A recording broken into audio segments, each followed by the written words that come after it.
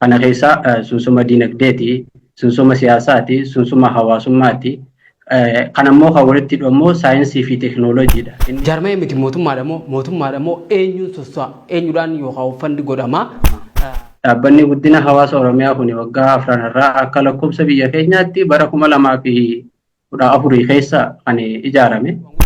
Mee jaarmeen keessan hanga ammatti maal fa'aa milkeesse jettanii yaaddan? Hanga ammatti maal fa'aa hojjeta?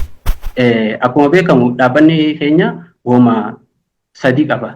3 irra hojjeta. Tokko humanitarian service yookiin ammoo gargaarsa namummaa kan jennu sani.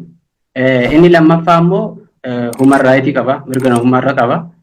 Inni sadaffaa ammoo infrastructure kan jennu ammoo bu'uuraalee misoomaati. Amma yerootti wanni namni isiniin gargaaruu danda'u maali? Isinoo maal qabattanii dhufu jirtan? Projektii waggoota 5 kana keessa ammarraa kaasnee waggaa 5 kana keessa projektii miliyoona 200 birrii Itoophiyaatiin hojjetamtuudha amma kan maqaa dhadhee kuni.